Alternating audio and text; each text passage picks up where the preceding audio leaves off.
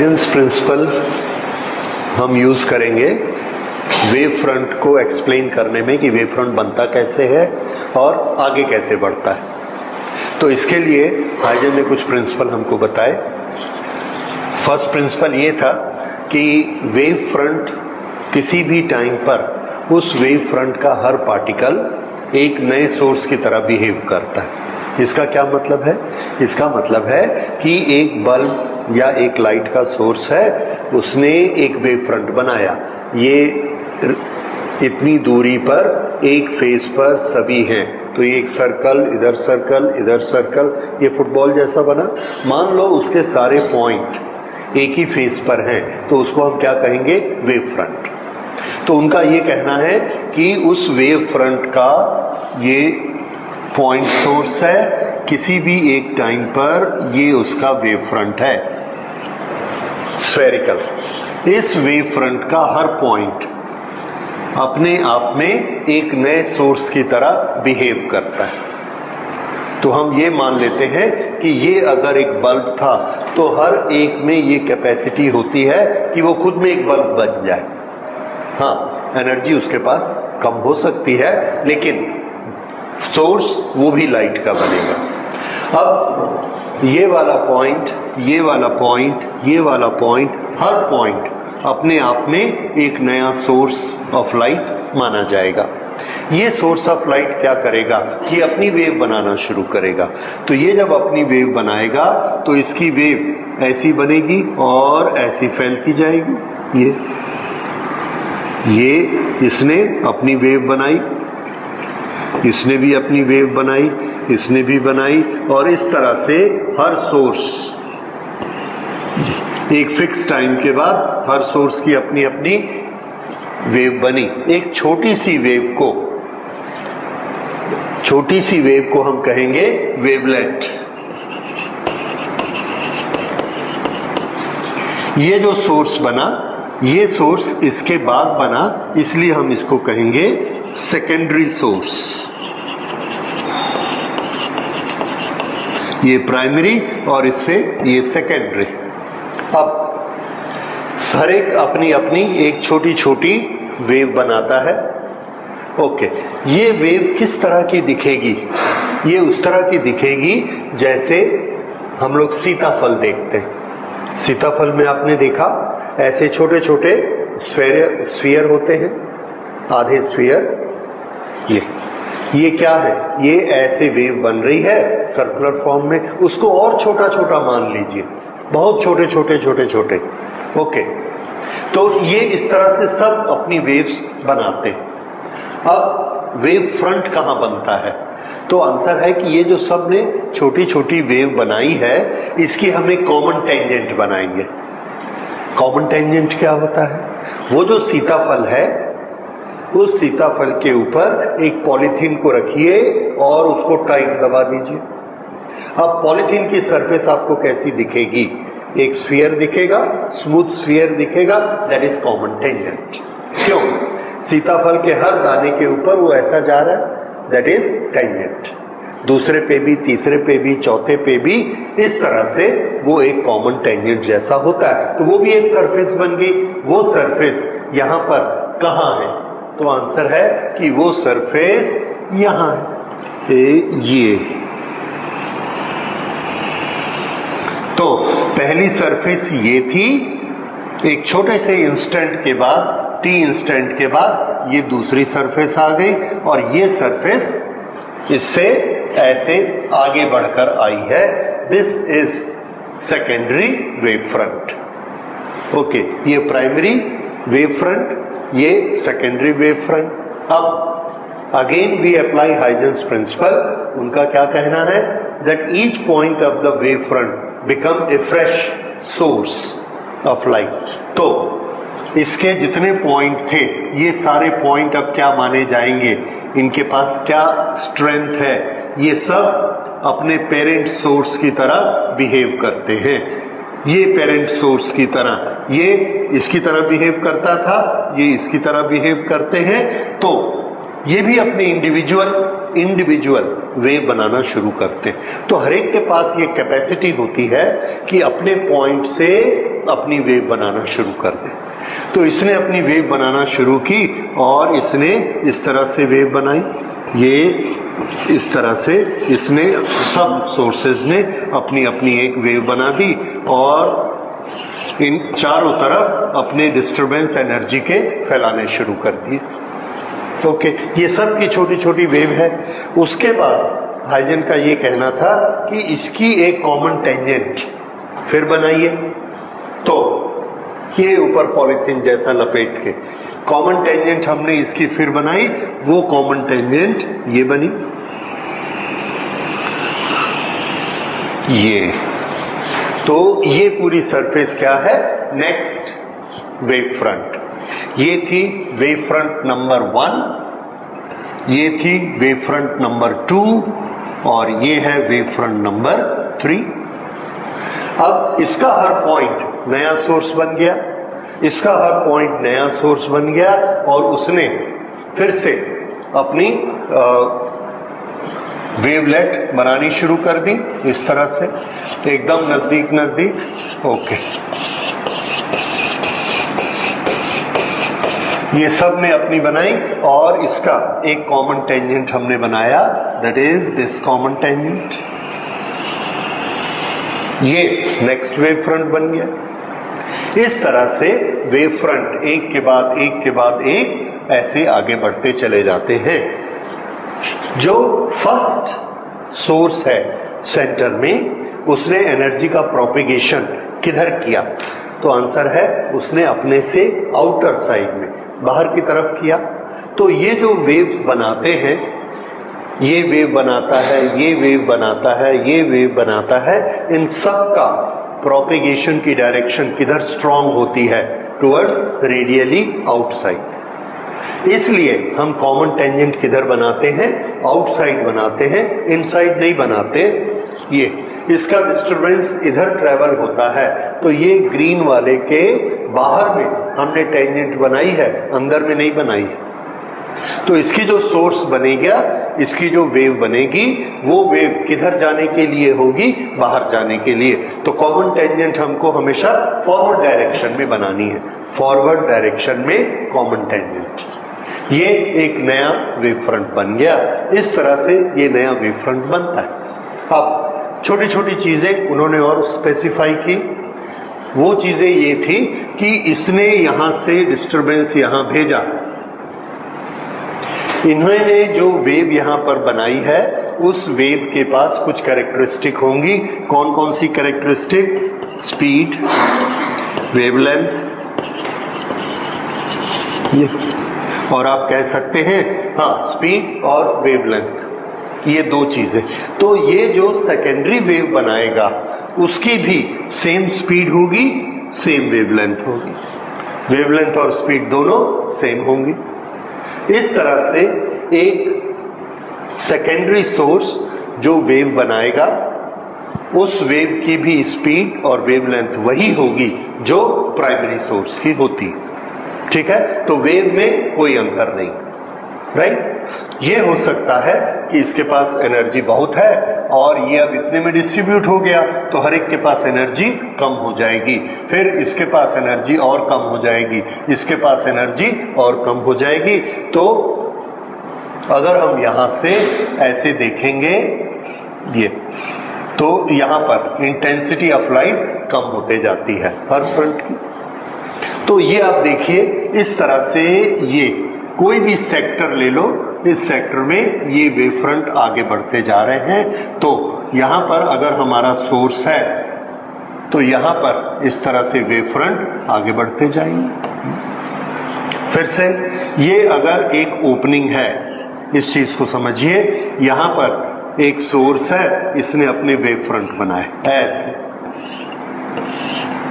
ये। अब ये वेव फ्रंट इससे और इससे, इस ऑब्स्ट्रक्शन से टकराकर ये वेव रुक गई, पर ये वाला जो हिस्सा है ये तो ओपनिंग है, ये वाला जो नया पॉइंट है ये फिर से एक सेकेंडरी सोर्स बन गया और इसने अपनी वेव बनानी शुरू कर दी। इसने भी बनाई, इसने भी बनाई, इसने भी बनाई, इसकी वेव इससे टकरा गई, इसकी वेव भी टकरा गई, इसकी वेव भी टकरा गई, इसकी और इसकी सब की वेव इससे टकरा के एब्जॉर्ब हो गई, डिस्ट्रॉय हो गई। पर यहाँ पर जो ओपनिंग है, इसमें जो वेव फ्रंट पहुंचा है, इस सोर्स की जो वेव है वो सामने नहीं टकराई, तो वो वेव ऐसी बन गई।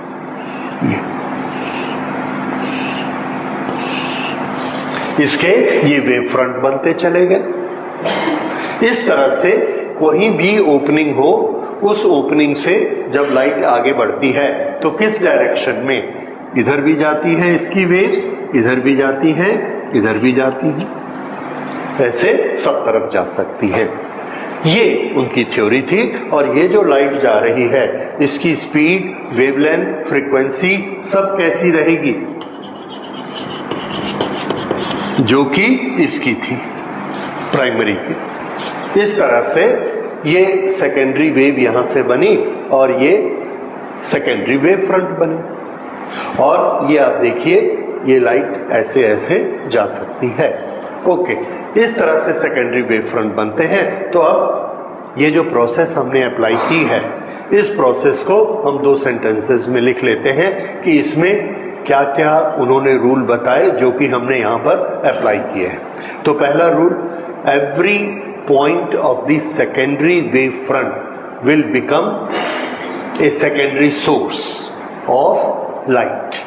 So these are rules for Huygens principle. Every point of a wave front becomes secondary source of light. Every point. These secondary sources give their own light waves, and within a small time they produce their own waves called secondary wavelets. These secondary waves have same speed and wavelength as waves by the primary. Okay, at any instant a common tangential surface on all these wavelets give new wave front. ये नए wave front, और ये wave front किस direction में बनते हैं, next direction में, in forward direction. So I should write here after this in forward direction, in forward direction. Okay, इस तरह से ये वेव फ्रंट्स बनते जाते हैं. So this is Huygens principle. अब इसी बेसिस पर हम नए नए वेव फ्रंट बना के देखते जाएंगे. वेव फ्रंट की शेप क्या हो सकती है? तो shapes of wave front, shapes of wave front. अभी हमने देखा था shape of wave front depends upon the source. अगर हमारा सोर्स पॉइंट सोर्स है, पॉइंट सोर्स ये, तो ये अपने चारों तरफ एक स्फीयर बनाएगा. ये यहां से डिस्टरबेंस एक रेडियस r पे पहुंचा तो इधर भी r पे पहुंचा, इधर भी r पे पहुंचा, इधर भी r पे, इधर भी r पे, सब तरफ r डिस्टेंस पर पहुंचता है और एक साथ यहां सब पे पहुंचा. तो ये क्या बन गया? एक वेव फ्रंट. और इसकी शेप कैसी? सर्कल, ऐसा भी सर्कल, ऐसा भी सर्कल, ऐसा भी circle, and all this will become one sphere. तो ये वेव फ्रंट कहलाता है स्फेरिकल वेव फ्रंट.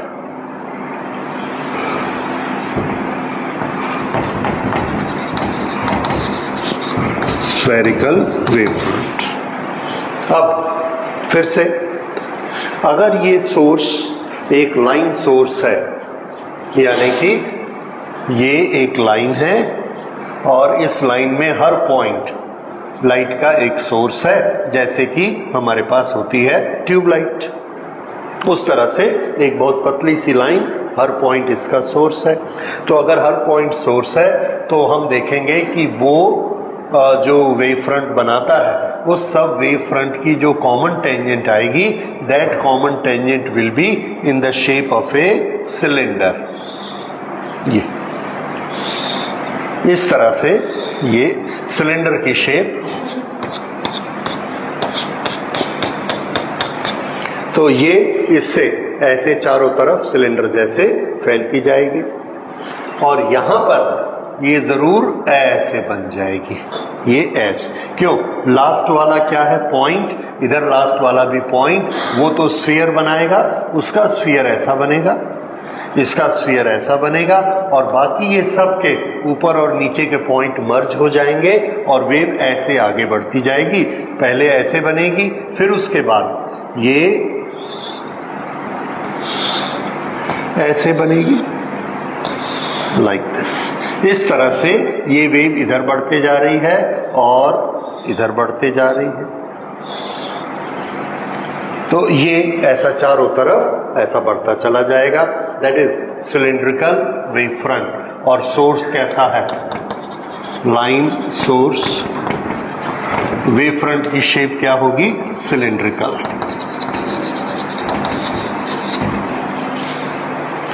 अब अगर हमारा लाइन सोर्स एक प्लेन है सरफेस, तो उस प्लेन सरफेस से जो वेव्स आएंगी उस पर टेंजेंट बनाएंगे, that will also be plane. दूसरा, अगर एक पॉइंट सोर्स बहुत दूर है, तो यहां पर आप देखिए, ये इसका रेडियस ऐसा, यहां पर रेडियस ऐसा, यहां पर रेडियस ऐसा, ये ऐसे बड़ा गोला, बड़ा सर्कल होता जाएगा, और हम यहां आकर इसको देखते। अब हम इसको यहां पर, इसका सर्कल है ऐसे, और हमने ये छोटा सा रेफरेंस लिया इतना। इसमें हमको क्या लगता है कि कर्वेचर कितना हो गया है? Almost zero. ऐसा टेढ़ापन रहा ही नहीं। क्यों? इतनी दूर आ गया। इस पर बनने वाला एंगल बहुत छोटा हो गया। अगर ये डिस्टेंस कैसा है? Many kilometers. सन से, sun is a point source, वहां से जो रेस चलकर आ रही हैं, वहां से जो वेव्स चलकर आ रही हैं, after millions of kilometre it reach अर्थ। तो यहां आते आते आते उसका वेव फ्रंट इतना बड़ा स्फीयर बन जाएगा कि हम इतने को कंसीडर करेंगे तो इसमें हमको कर्वेचर दिखेगा ही नहीं। क्या दिखेगा? Plane surface. ठीक है? तो so when a point source is far away, then the wave front which reaches us is almost plane. और अगर हमने एक प्लेन ही सोर्स लिया है, इसके सारे पॉइंट लाइट अप हो रहे हैं, तो इससे जो वेव फ्रंट बनेंगे वो कैसे बनेंगे? देखिए, ये एक सरफेस है इस तरह की, और इसमें ये सब सोर्सेज हैं। ये सब सोर्सेज ये वेव फ्रंट देते हैं, और ये अगला वेव फ्रंट बन गया। अब इसके सोर्सेज फिर से वेवलेट्स बनाते हैं, because they are now secondary sources. ये नेक्स्ट वेव फ्रंट, फिर इन सब सोर्सेज ने फिर से अपनी वेव्स बनाई, and we get this. So this is original wave front, this is next wave front, this is next wave front, this is next wave front. If this is plane, then this is also plane, this is plane, this is plane, और ये सब क्या कहलाएंगे? Plane wave front, plane wave front.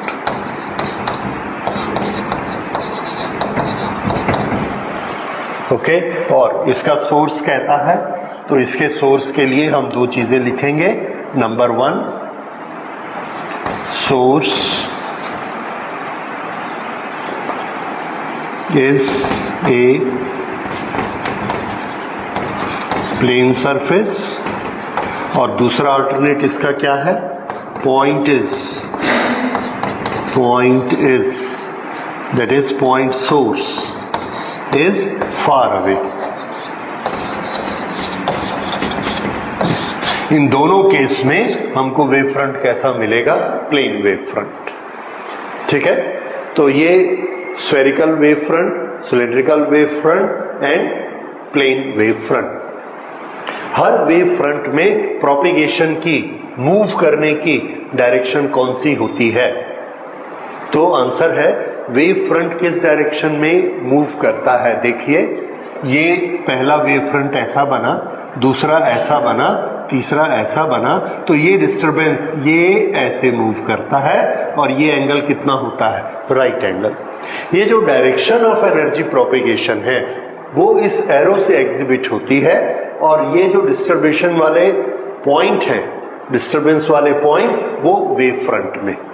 तो ये wave front क्या दिखाता है, all the points which are having disturbance, और ये क्या दिखाता है, direction in which next wave front will be form. ये जो डायरेक्शन ऑफ प्रोपेगेशन है इसको हम कहते हैं रे ऑफ लाइट। तो यहां पर ये क्या चीज है, रे, दैट इज डायरेक्शन, और ये क्या चीज है, ये दिस इज फ्रंट। तो रे और वेव फ्रंट, इन दोनों के बीच कितना एंगल, 90 डिग्री। ये हमेशा याद रखिए। अब इसका हम एक बेनिफिट लेते हैं। अगर हमको वेव फ्रंट की डायरेक्शन पता है कि वेव फ्रंट किस डायरेक्शन में जा रहा है, तो हम लोग रे की डायरेक्शन बना सकते हैं उसका राइट एंगल लेके। और अगर हमको रे की डायरेक्शन मालूम है तो उस पर परपेंडिकुलर बना के हम वेव फ्रंट की डायरेक्शन बना सकते हैं। ठीक है, इस तरह से रे से वेव फ्रंट और वेव फ्रंट से रे, ये बनाना हमको आना चाहिए। और उसी के बेसिस पर कुछ दूसरे तरीके के वेव फ्रंट भी होते हैं। देखिए, that's very interesting. Ray optics में हम लोगों ने स्टडी किया है कि रेज को लेंस से या मिरर से कन्वर्ज भी कर सकते हैं और डाइवर्ज भी कर सकते हैं। उस समय वेव फ्रंट्स की शेप कैसी होती है, देखो, ये एक कॉन्वेक्स लेंस है। इस कॉन्वेक्स लेंस पर इधर से रेज आ रही हैं and these rays are parallel.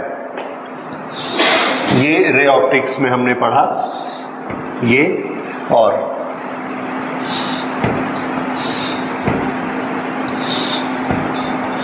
ये सब रेज पैरेलल आई।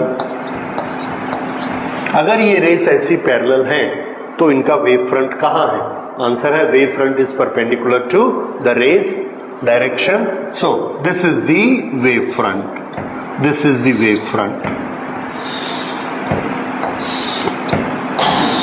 और ये वेव फ्रंट किसी भी तरफ मुड़ा नहीं है, ऐसे स्ट्रेट है। So this we will call plane wave front. ये आकर इस पर इंसिडेंट होता है। अब ये यहां पर आकर ऐसे इंसिडेंट हुआ, ये ऐसे। अब जो नई वेव बनेगी उसके बारे में सुनिए। यहां पर जो डिस्टरबेंस होगा, इसको आगे जाना है, इसको ग्लास में से जाना पड़ेगा, और ग्लास में उसकी स्पीड कम होगी।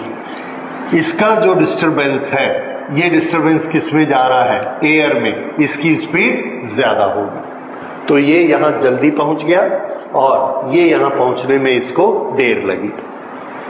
तो जब तक ये यहां से निकलकर आता है, सपोज दिस इज 5 सेंटीमीटर, जब तक ये यहां पहुंचता है 5 सेंटीमीटर ग्लास में से होकर, उतनी देर तक इसका डिस्टरबेंस कितना चलेगा, लेस देन 5 और मोर देन 5। उसको एयर में चलना है, एयर रेयर मीडियम है, उसमें स्पीड ज्यादा होती है, तो वो 5 सेंटीमीटर से ज्यादा चलेगा। तो इसका डिस्टरबेंस यहां पहुंच गया और इसका डिस्टरबेंस यहीं पर है। इसका डिस्टरबेंस यहां पहुंच गया, ये यहां पहुंच गया। तो हम क्या देखते हैं, at any instant common tangent, एक ही इंस्टेंट में लेना है। हमने वो इंस्टेंट जो चूज किया, उस इंस्टेंट में ये वाला डिस्टरबेंस यहां पर है, तो इसका डिस्टरबेंस इससे ज्यादा है, यहां पर है। इसका डिस्टरबेंस इससे ज्यादा है, इसका डिस्टरबेंस ये एयर में चला तो ये इससे ज्यादा है।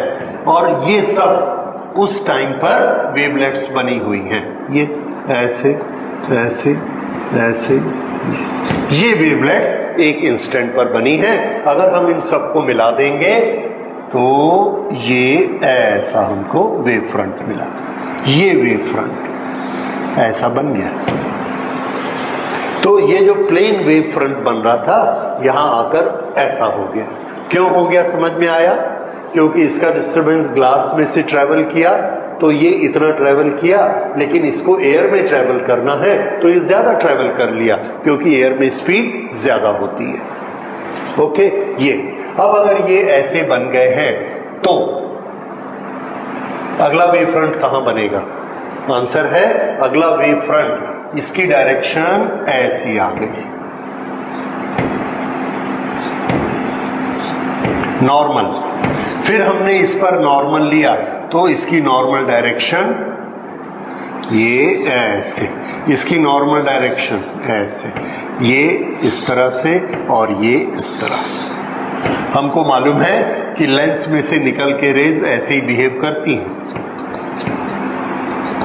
तो वेव फ्रंट बनाना है तो ये वेव फ्रंट बन गया, ये पहला, और इसका रीजन आप समझ गए कि ये क्यों मुड़ गया। अगला वेव फ्रंट यहां पर, इसकी अगली वेव यहां पर आई, normal normal normal normal normal, ये वेव फ्रंट बना। तो अगला वेव फ्रंट ये ऐसा हो गया, उससे अगला वेव फ्रंट ऐसा हो गया। फिर हमने यहां पर ऐसी वेवलेट्स बनाई, कॉमन टेंजेंट बनाई, ऐसी आ गई, ये ऐसी आ गई, ये ऐसा, ये ऐसा। हर जगह रेस पर कैसा रहेगा? परपेंडिकुलर। ये अब देखिए ये वाला, ये वेव फ्रंट बने। ये जो वेव फ्रंट हैं इनकी शेप इधर से हम देखते हैं, इनको क्या कहेंगे? These are concave wave fronts. और ये जो लेंस हमने यूज किया है, ये लेंस, ये कौन सा लेंस है? This is convex lens. इसी का दूसरा नाम क्या है? Converging lens. इसने वेव फ्रंट्स को क्या कर दिया? इतना बड़े वेव फ्रंट में जितने डिस्टरबेंसेस थे, जितनी एनर्जी थी, उस एनर्जी को इतने में लाया, फिर इतने में लाया, फिर इतने में लाया, और फिर इतने में ले आया। तो आप देखो एनर्जी डेंसिटी कैसी हो जाएगी, बहुत ज्यादा। इसमें डिस्टरबेंस 1 लाख थे, उस 1 लाख को इसमें आ गया, अब वो 1 लाख इसमें आ गया, अब वो 1 लाख इस पॉइंट में आ गया। तो ये वेव फ्रंट बहुत ज्यादा एनर्जी वाला होगा। और यहां अगर हम स्क्रीन रखते हैं, अपना हाथ रखते हैं, तो हम क्या देखते हैं? बहुत चमकता है। समझ में आया? तो वेव फ्रंट में जो एनर्जी थी वो पूरी ऐसी आ गई। Anyway, shape of the wave front क्या कहलाएगी? कॉनकेव। किससे निकलने के बाद? कॉन्वेक्स लेंस से निकलने के बाद। ऐसे ही हम वेव फ्रंट बना सकते हैं कॉनकेव का। ये कॉनकेव है, कॉनकेव लेंस में इधर से प्लेन वेव फ्रंट जा रहे हैं और उनकी डायरेक्शन पैरेलल है। तो हम चाहे तो पहले रे बनाएं और चाहे तो पहले वेव फ्रंट बना लें। ये all these are parallel rays. तो इसके वेव फ्रंट इस तरह के बनेंगे।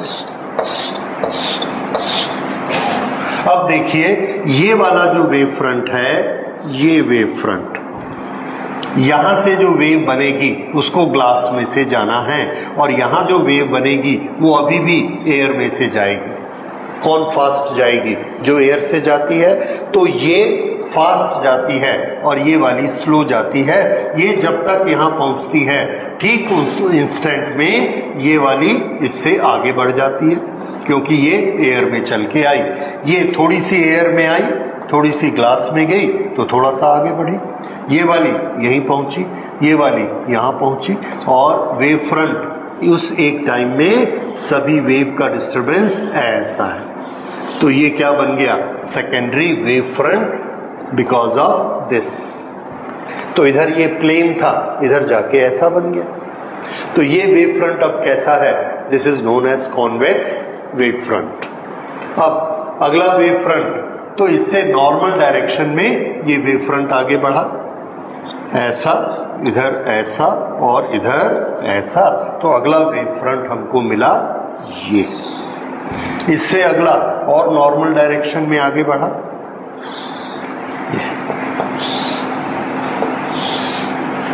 तो अगला वेव फ्रंट ये, अगला वेव फ्रंट और बड़ा।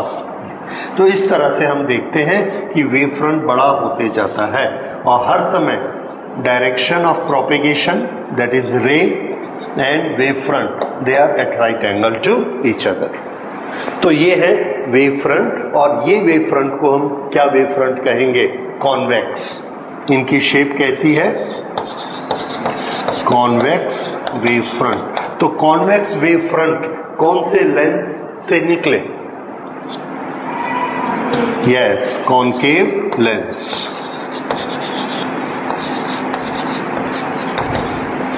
ये कॉनकेव लेंस। तो ये हमने देखा, ये भी शेप है। तो जब भी हमको शेप बनानी होगी कैसे करेंगे? हम रेज बनाएंगे और रेज पे परपेंडिकुलर बनाएंगे, उससे हमको शेप मिलेगी। तो एक शेप और देखिए छोटी सी, यहां पर हमने प्रिज्म लिया, ये प्रिज्म, इस प्रिज्म में इधर से रेज आ रही हैं और ये हाँ मान लीजिए फिर से वैसे ही लेते हैं, ये पैरेलल रेज।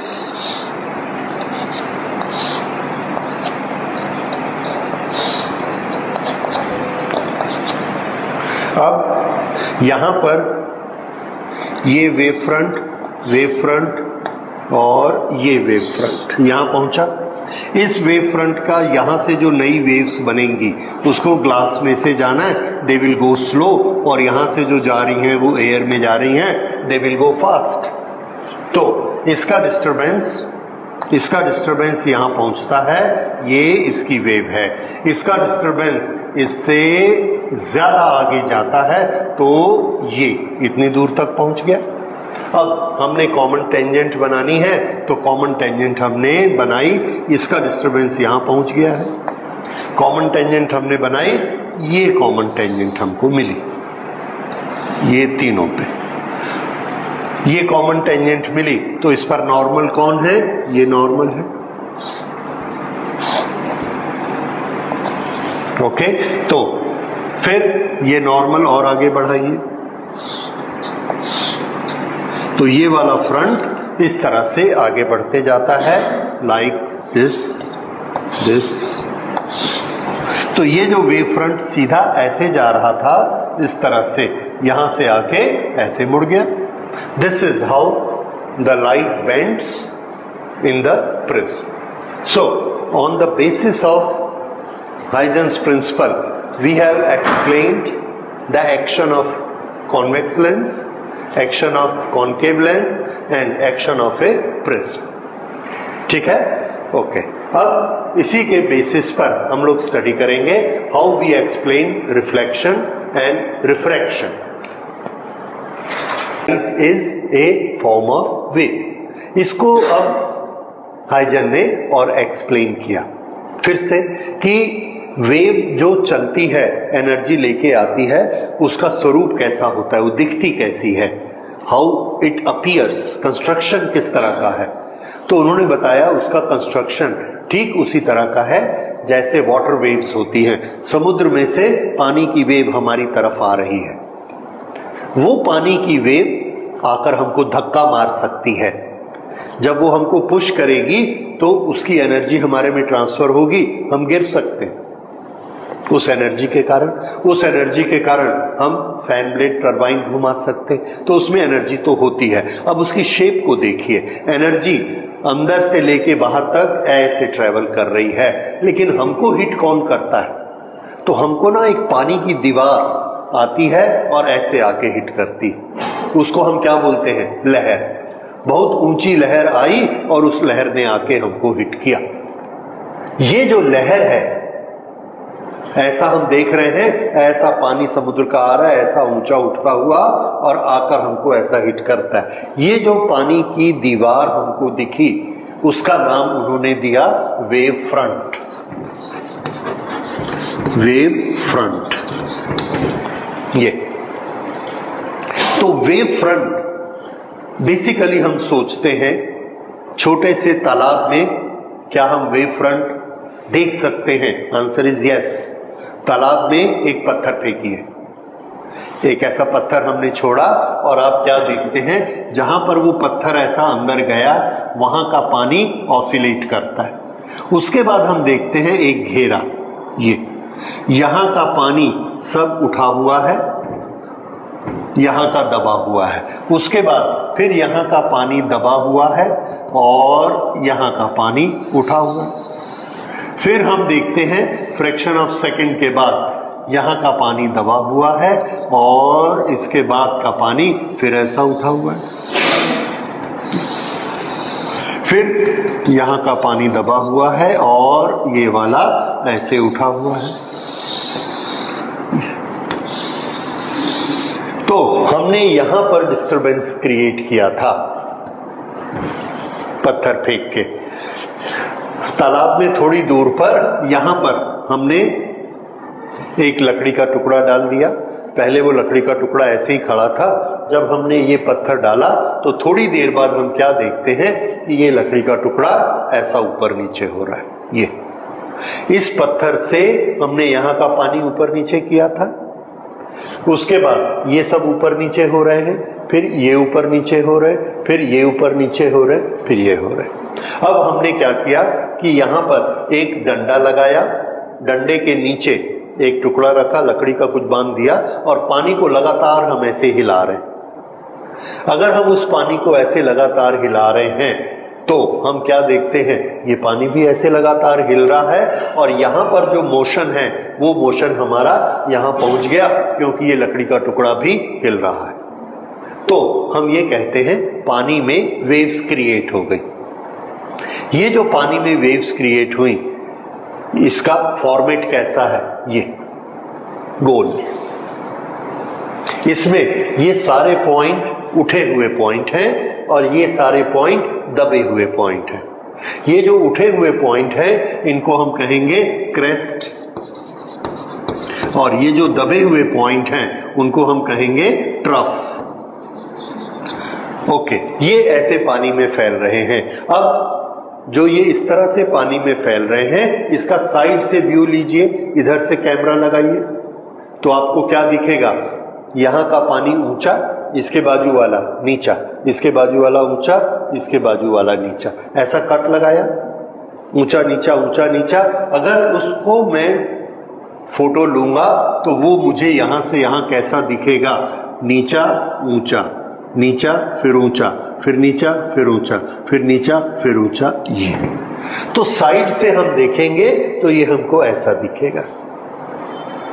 तो इस तरफ जा रहा है, डायरेक्शन किधर है इसकी, यहां से एनर्जी अगर हम यहां पर ऑब्जर्व करते हैं, यहां पर हम देखते हैं तो हम बोलेंगे कि ये इधर आ रही है, ये डिस्टरबेंस मेरी तरफ आ रहा है।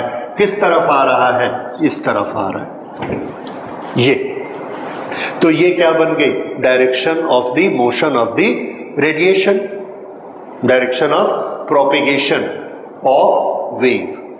तो ये मोशन कैसा है, वेव मोशन, और ये डायरेक्शन क्या दिखाती है, प्रोपेगेशन ऑफ द वेव। तो क्या प्रोपेगेशन इधर नहीं हो रहा है, तो आंसर है यस, इधर भी हो रहा है। अगर कोई यहां से देखेगा तो उसको वेव ऐसे आती हुई दिखेगी, ये इस तरह से इधर आती हुई दिखेगी। तो वेव की डायरेक्शन किधर हुई, तो आंसर है वेव की डायरेक्शन सब तरफ होती है। क्या सबूत है, हमने एक लाइट जलाई, एक पॉइंट, तो वहां से हम क्या देखते हैं, लाइट किधर जाती है, 6 दिशाओं में जाती है, इधर भी इधर भी इधर भी, ऑल 6 साइड, सब तरफ फैलती है। तो वेव बेसिकली स्फेरिकल बनती है एक पॉइंट से, ये ऐसे। अब हम जिस चीज की बात कर रहे थे, वेव फ्रंट, तो इसमें बहुत सारे पॉइंट ऐसे हैं यहां पर जो सब उठे हुए पॉइंट हैं। ये वाला पॉइंट, ये वाला पॉइंट, ये वाला पॉइंट, ये वाला पॉइंट, ये सब उठे हुए पॉइंट हैं, ऑसिलेट कर रहे हैं। ऑसिलेट करते हुए पॉइंट के अलग अलग फेसेस होते हैं। यहां से हमको मालूम है ये ऐसे जाएगा और इसको हम कितना बोलेंगे, face.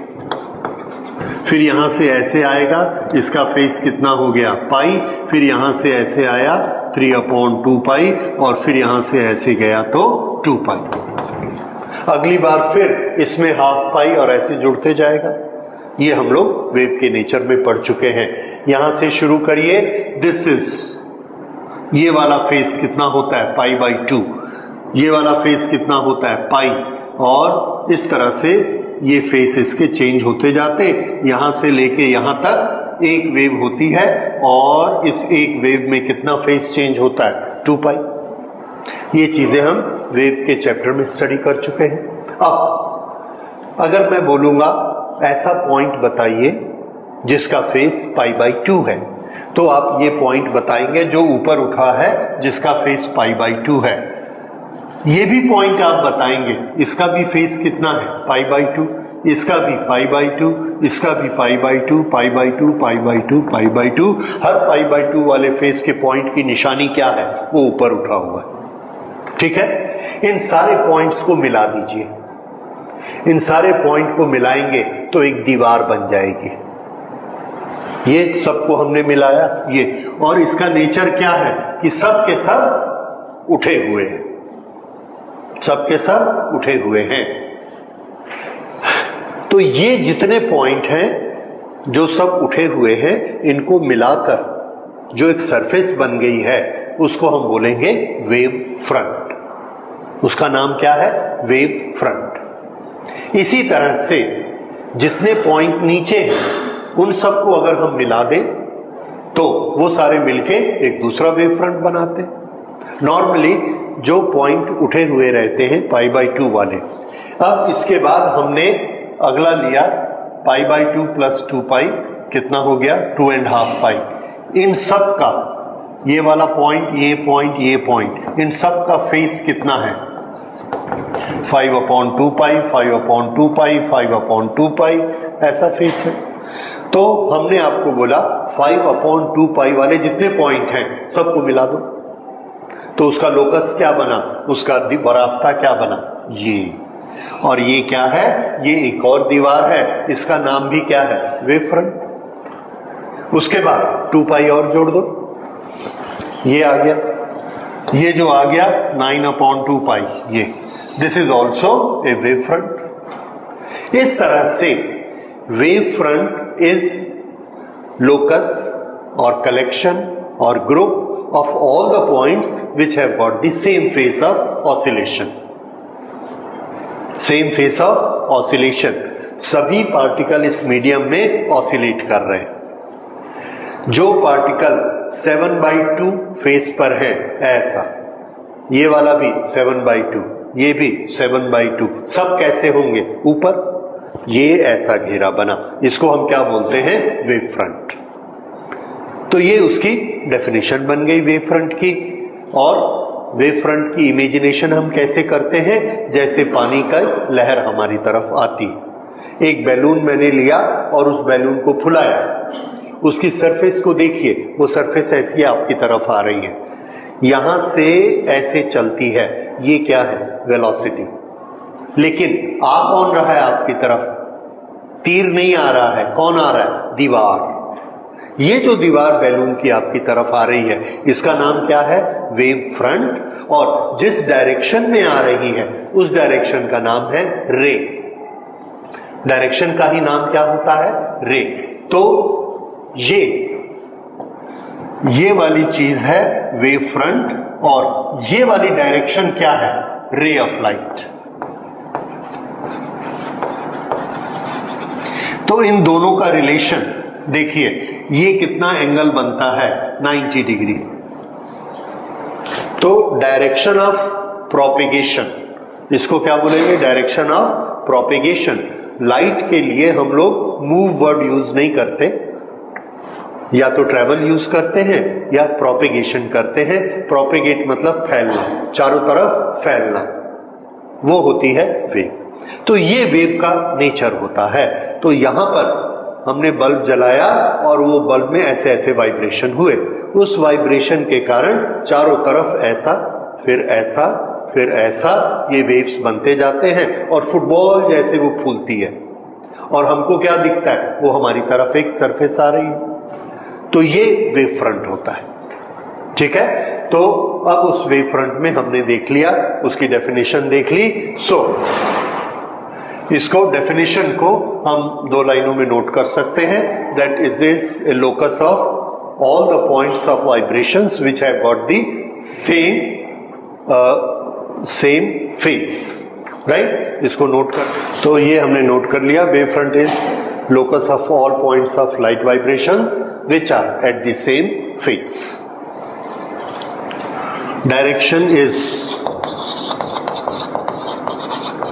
Direction is perpendicular to it.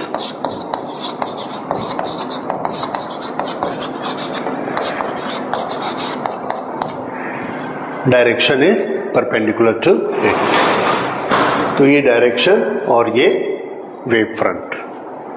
अब कुछ कुछ समझ में आ रहा है। वेव फ्रंट क्या होता है, वो दीवार जो हमारी तरफ बढ़ती है, ठीक है।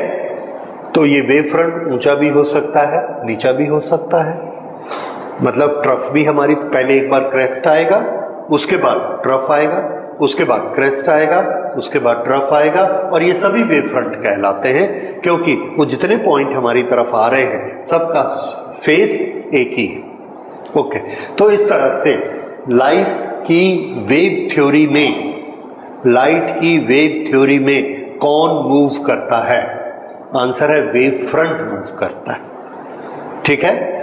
ओके, अब ये वेव फ्रंट कैसे आगे बढ़ता है और लाइट की कैसे कैरेक्टरिस्टिक्स हमको दिखाता है, इसके लिए हमको हाइजन ने कुछ प्रिंसिपल बताए कि वेव फ्रंट आगे कैसे बढ़ता है। तो उससे बेसिस पर हमने बनाई famous Huygens theory.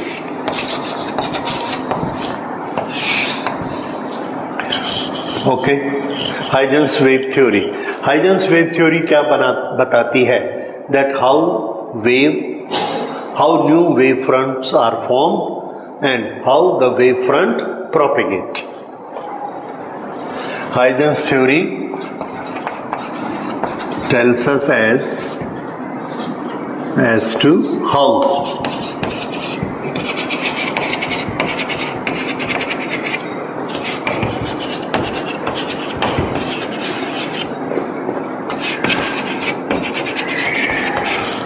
new wave fronts are formed and how they propagate.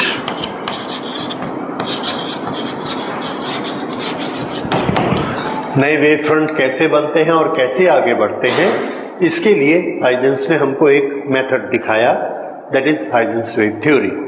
तो हाइजन्स वेव थ्योरी के कुछ पॉइंट, ओके, ये जो पॉइंट्स हैं कोई जरूरी नहीं है, कोई इसको 3 पॉइंट में समेट देता है, कोई 4 में समेटता है, कोई 2 ही पॉइंट लिखता है, बट कंटेंट सबके सेम रहते हैं। जैसे हाइजन्स वेव थ्योरी, उन्होंने ये बताया कि हाइजन के समय में जो वेव्स उन्होंने सोची थी, उन्होंने यही सोचा था जैसे साउंड की वेव्स होती हैं लॉन्गिट्यूडनल, वैसे ही लाइट की वेव्स भी होती हैं लॉन्गिट्यूडनल। तो उन्होंने ये बनाया, सबसे पहले हम नोट करते हैं कि उन्होंने वेव थ्योरी में स्पेशलिटी क्या क्या बताई, कि क्या क्या इसमें स्पेशल फीचर्स होते हैं which are different than the corpuscular theory. उनको हम लोग बड़े ब्रीफ में एक एक पॉइंट नोट कर लेते हैं, उसके बाद वेव फ्रंट का कंस्ट्रक्शन देखते हैं। तो हाइजन ने जो वेव थ्योरी बनाई थी, उसके सारे पॉइंट्स को ओरिजिनली जो उन्होंने बनाए थे मैक्सवेल की सपोर्ट मिलने के पहले, वो ऐसे थे। एक तो ये था, it is in the form of longitudinal waves, okay, with uniform velocity in homogeneous medium. मतलब अगर मीडियम एक जैसा है तो लाइट की स्पीड हर पॉइंट पर एक जैसे रहेगी। तो लाइट अगर एयर में चल रही है एक जैसी स्पीड, अगर वाटर में स्पीड बदल जाएगी तो वाटर के एक पॉइंट से के लास्ट पॉइंट तक उसकी स्पीड एक जैसी रहेगी। हाँ, अगर मीडियम की डेंसिटी बदल गई और वो होमोजीनियस नहीं रहा तो उसकी वेलोसिटी लाइट की भी बदल जाएगी। और उन्होंने पॉइंट दिया कलर्स किसके कारण होते हैं? इस वेव की जो वेवलेंथ होती है, किसी की छोटी और किसी की बड़ी, तो इसके कारण इसमें कलर्स होते हैं। तो वो उन्होंने हमको बताया, this longer is red colour, और अगर ये वेवलेंथ छोटी है then this is violet colour, violet. तो ये वेवलेंथ पर कौन डिपेंड करता है? कलर्स। ठीक। उसके बाद उन्होंने बताया, then this enter our eye and gives energy. उस एनर्जी के कारण हमको एक सेंसेशन होता है, और उस सेंसेशन को हम क्या कहते हैं? लाइट, देखना। ठीक है, जैसे हीट का सेंसेशन हमको होता है, वैसे ही ये लाइट वेव्स का सेंसेशन रेटिना में होता है, और उसको हम क्या बोलते हैं? लाइट और देखना। The waves are formed in hypothetical medium. अब ये है कि साउंड की वेव्स जो हमने देखी थी, वाइब्रेशंस होते थे किसके?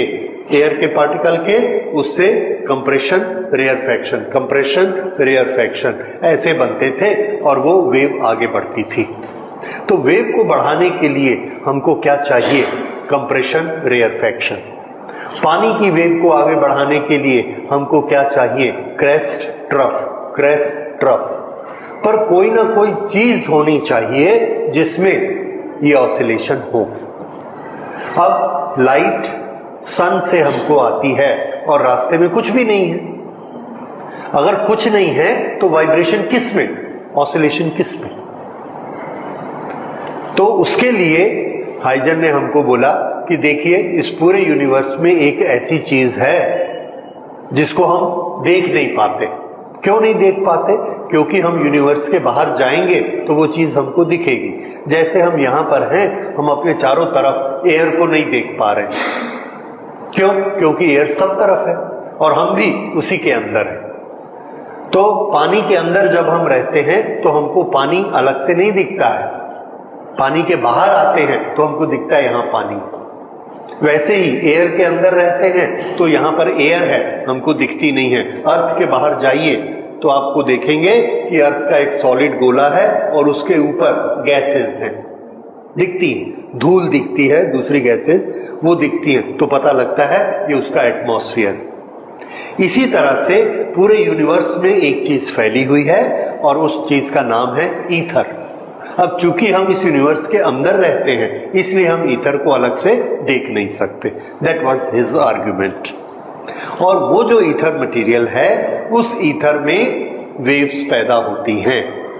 सन ने उस ईथर को वाइब्रेट किया, और वो वाइब्रेशन होते होते होते हमारी आंख तक आ गया। उसको हम क्या कहते हैं? लाइट। तो ये वेव्स किसके ऑसिलेशन से, किसके वाइब्रेशन से बनती हैं? ईथर के वाइब्रेशन से बनती हैं। This was told by Huygens. ठीक है, तो ये उनकी थ्योरी थी। ओके, ईथर को हमने देखा नहीं है, इसलिए उस मीडियम को क्या कहते हैं हम? Hypothetical medium. ठीक है, ये मीडियम है नहीं है, इस पर आज तक बहस चल रही। ओके, तो अब इतनी सारी चीजें थी। बाद में इसमें बहुत सारी चीजें पता लगा गलत है, बहुत सारी चीजें ठीक है। तो ये वेव थ्योरी बनाकर हाइजन ने क्या चीज प्रूफ की? उन्होंने ये प्रूफ किया कि लाइट का एक्चुअल नेचर ऐसा ही होता है। क्यों? क्योंकि हम जो कुछ लाइट का देखते हैं वो हम इससे एक्सप्लेन कर सकते हैं। जैसे इंटरफेरेंस हमने देखा था कि दो सोर्स से लाइट आएगी, और एक ही पॉइंट पर जब आएगी तो वो पॉइंट ब्राइट न बन के डार्क बन जाता है। उसको उन्होंने इससे एक्सप्लेन किया। उनके जो भी एक जूनियर थे, आर्थर यंग, उन्होंने यंग से एक्सपेरिमेंट करके ये प्रूफ किया कि एक पॉइंट पर डार्कनेस हो सकती है दो लाइट को मिलके, क्योंकि एक का क्रेस्ट आएगा, एक का ट्रफ आएगा, या ये कहें एक का कंप्रेशन आएगा और दूसरे का रेयरफैक्शन आएगा। कंप्रेशन ईथर को दबा देगा और रेयरफैक्शन उसको खोल देगा, तो डेंसिटी फिर वही की वही हो जाएगी। कोई एनर्जी नहीं है तो उस जगह पर डार्कनेस होगी। तो उन्होंने प्रूफ किया, इसको भी किया, उसको भी किया, and these where the success point of wave theory. तो वेव थ्योरी कुछ पॉइंट्स के कारण सक्सेसफुल हुई और कुछ पॉइंट्स के कारण फेल हो गई। उसको अभी हम ब्रीफली देख सकते हैं, किसके कारण सक्सेस हुई, किसके कारण फेल हुई। उसके बाद हम देखेंगे कि उन्होंने वेव फ्रंट का फॉर्मेशन कैसे किया। So that we complete the history of evolution of knowledge of light. वही नॉलेज ऑफ लाइट जो न्यूटन ने शुरू किया था। पहले उन्होंने क्या थ्योरी बनाई थी? कॉर्पुस्कुलर थ्योरी। वो जिन चीजों को नहीं प्रूव कर सकी उसको किसने प्रूव किया? वेव थ्योरी ने। और ये एक अलग ही कंसेप्ट था कि लाइट एरो जैसे, गोली जैसे नहीं चलती है, पानी की वेव्स जैसे स्प्रेड आउट होती है। ओके, तो इसको सपोर्ट किसने किया? यस, मैक्सवेल ने, कि ठीक है, अगर ईथर नहीं है तो ये वेव्स किसकी बनती हैं? इलेक्ट्रोमैग्नेटिक वेव्स होती हैं, इलेक्ट्रिक फील्ड और मैग्नेटिक फील्ड से बनती हैं, और इन दोनों को कोई मीडियम नहीं चाहिए। वो उसने उसको सपोर्ट किया। That was wave theory by Maxwell, which was in support of this theory. उसके कुछ फीचर इसको सपोर्ट करते थे। तो ये थ्योरी दो चीजों के लिए सक्सेसफुल हुई। हाँ, एक तो ये कि इसने हमको बताया रिफ्लेक्शन कैसे होता है, रिफ्रैक्शन कैसे होता है, इंटरफेरेंस कैसे होता है, लाइट यहां से ऐसे जाकर ऐसे मुड़ कैसे जाती है। ये सब चीजें वेव थ्योरी ने एक्सप्लेन की, जो कि कॉर्पुस्कुलर नहीं कर रहा था। So wave, this is one success of the wave theory. दूसरा सक्सेस उसका ये था कि जब ये वेव एक डेंसर मीडियम में जाएंगी तो डेंसर मीडियम में जाने से उसकी वेवलेंथ छोटी हो जाती है, और छोटी होने से उसकी स्पीड कम हो जाती है। फिर से, वेवलेंथ डेंसर मीडियम में जाएगी तो ये जो बड़ी सी वेव थी, ये वेव छोटी हो जाती है। तो ये वाली जो वेव है, ये जब डेंसर मीडियम में जाती है तो ये ऐसे हो जाती है, ये इतना ऊपर नहीं उठ पाती, सिर्फ इतना ऊपर उठती है क्योंकि ये डेंसर मीडियम है। मीडियम कैसा है? भारी। अगर ये वाली लेंथ इस लेंथ से, इससे ये वाली लेंथ छोटी हो गई तो वेवलेंथ छोटी हो गई डेंसर मीडियम में। अगर वेवलेंथ छोटी हो गई तो वेलोसिटी किसके बराबर होती है? Frequency multiplied by wavelength. अगर वेवलेंथ छोटी हो गई तो वेलोसिटी भी क्या हो जाएगी? छोटी हो जाएगी, कम हो जाएगी। तो डेंसर मीडियम में वेव थ्योरी के अनुसार वेलोसिटी कम हो जानी चाहिए, और जब हमने एक्चुअली नाप के देखा तो वेलोसिटी कम होती है। कॉर्पुस्कुलर थ्योरी में डेंसर मीडियम में वेलोसिटी बढ़ जानी चाहिए अकॉर्डिंग टू थ्योरी, और एक्चुअल में कम हो जाती है। So corpuscular theory was a failure. इसका सक्सेस क्या है? इसने थ्योरेटिकली क्या प्रूव किया? That according to wave theory the wavelength will become less in the denser medium, the velocity will decrease, and we actually found that velocity has decrease. So wave theory is supposed to be true. That was a success point.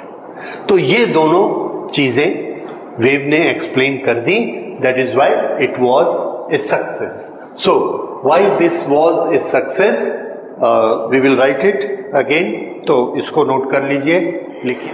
Successful, बहुत सारी चीजें इसने explain की जो और कोई नहीं कर सकता था और अभी तक कोई नहीं कर सकता है. वेव थ्योरी ने प्रूव किया कि इंटरफेरेंस क्यों होता है, कैसे होता है, डिफ्रैक्शन क्यों होता है, कैसे होता है. इसको आज तक और कोई थ्योरी प्रूफ नहीं कर सकी. और साथ ही साथ उसने पुरानी चीजें भी एक्सप्लेन कर दी. कौन सी पुरानी चीजें? रिफ्लेक्शन और रिफ्रैक्शन.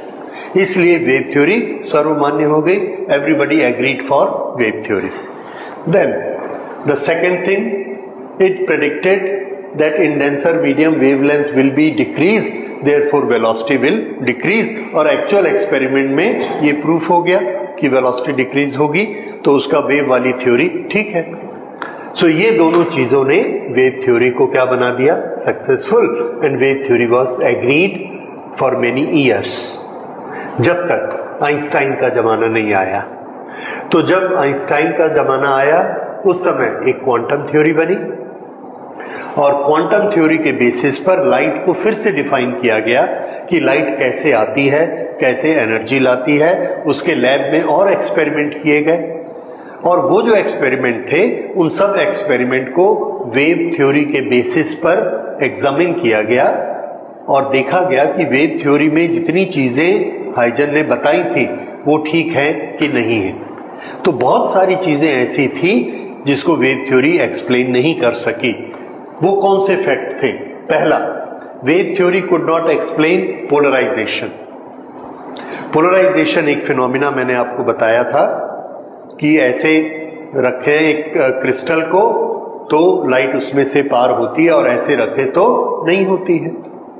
वेव थ्योरी के पास इसका कोई जवाब नहीं था और इसका जवाब दिया मैक्सवेल ने।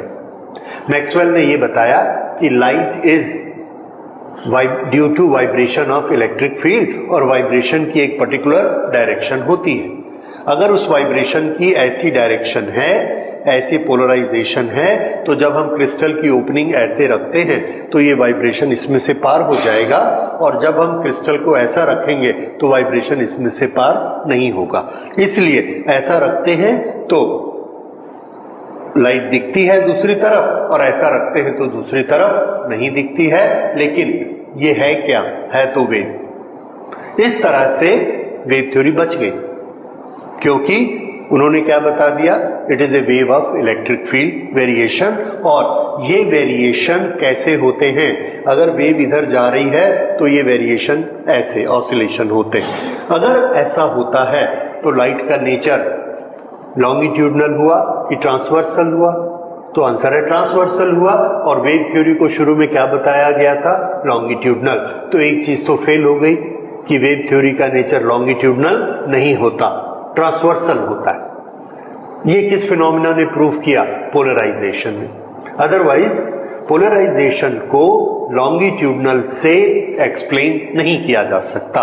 लॉन्गिट्यूडनल में इधर वेव जानी है तो वाइब्रेशन ऐसे होते हैं। अगर आप ओपनिंग ऐसी रखिए तो इसको पार हो जाना चाहिए और ऐसी ओपनिंग रखिए तब भी पार हो जाना चाहिए।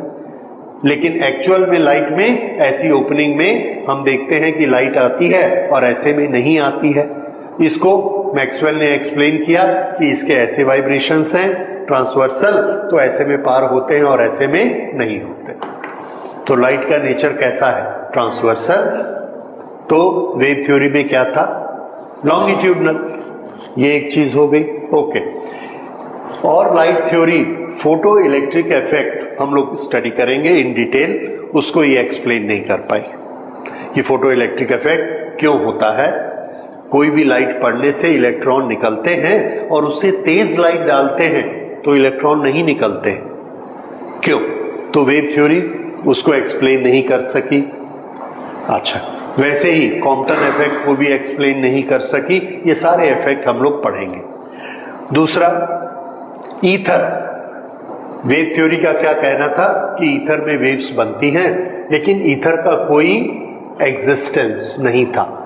माइकलसन मॉर्ले ने एक एक्सपेरिमेंट किया।